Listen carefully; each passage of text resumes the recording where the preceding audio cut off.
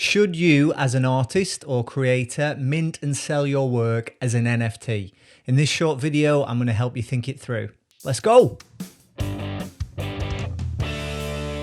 Hello friends, my name is Matt Brunton here in the north of England, and this channel is for the communicators. Now, today I want to talk about NFTs, which this year, 2021, have gone from being largely unheard of to front page news. And a lot of this was due to a gentleman named Mike Winkelmann, better known as Beeple, who sold one of his pieces for the equivalent of 69 million US dollars, which is a staggering amount for any artwork. It put digital art on the cover of newspapers, and it's made him one of the richest or most valuable living artists.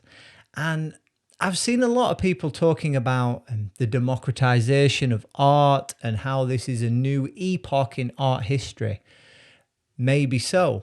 What I also saw on the back of it was every man of his dog, at least it appeared that way from my feed, rushing to mint and sell their work and join this apparent gold rush. But I think whilst this might represent a new dawn, at the same time there's a lot of things about art and being an artist and making art worth collecting that doesn't change. See, as an artist, you still need to have a point of view. That's what separates an artist from perhaps a designer. It separates an artist from somebody who's a hobbyist or happens to just create things. Art has a point of view. What's your point of view? If you're not somebody with that unique way of looking at things and you can invite other people into that through what you create, then you're not an artist. You also need to be able to execute skillfully or at least appropriately, honing your craft.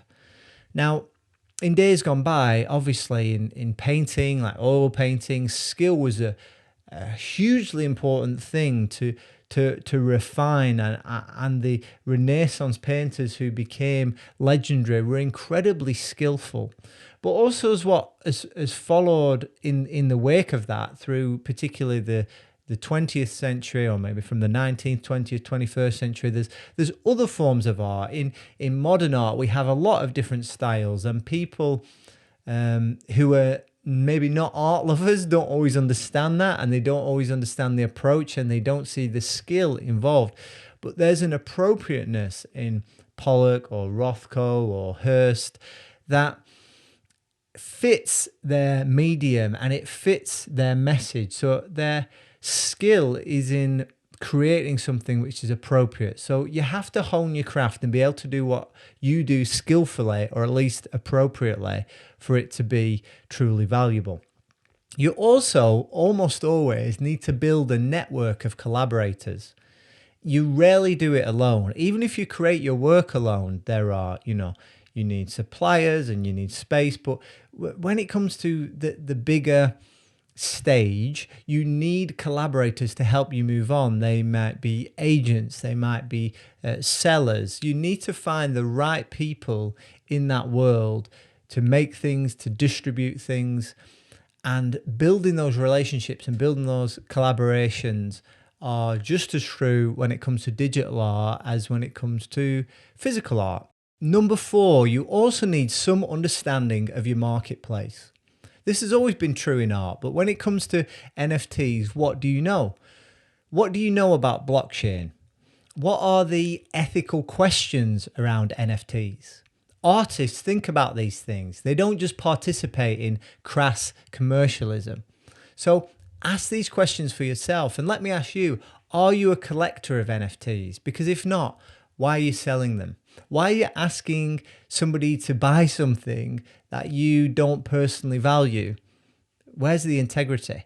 So make sure that you're somebody that participates and has some level of understanding. You don't need to be a computer programmer or the world's foremost expert on blockchain and crypto, but you do need some understanding of the marketplace that you're entering, some passion for it, and some participation in the ecosystem. Number 5, artists need to build an audience. Gas fees when it comes to minting NFTs are significant, and you don't want to lose your shirt or at least be out of pocket. So think about whether there's demand for your art. There has to be demand. That's what creates these crazy prices in art. It's not just the medium. So I think a lot of people thought, oh, NFTs, a way of quickly creating something on the computer and uploading it to the internet, and people will just pay me loads of money for it. That is incredibly naive and simplistic way to think about it. It is demand that generates these kind of prices. And just as there's been demand for Rembrandts and Picassos, it is the artists who are most in demand today that will be able to command the highest prices. So it's about building an audience of people who really appreciate your work. And that's something that takes time. Finally, you need to be part of the cultural conversation. That's what artists do. Their opinion isn't in a vacuum, but it's in dialogue with what's happening in the wider culture. And that's why art is so important to us.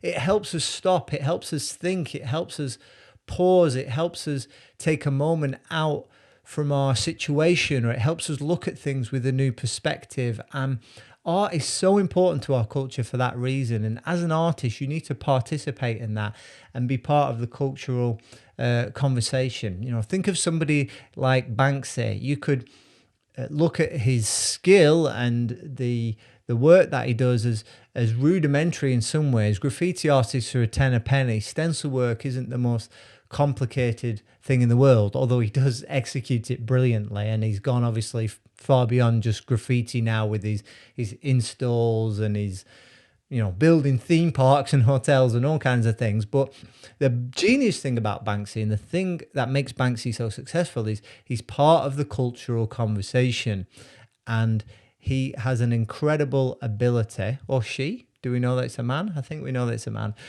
has the ability to make a commentary, social commentary that is so pointed and so concise and really open people up in that way. So you need to be part of the cultural conversation as an artist.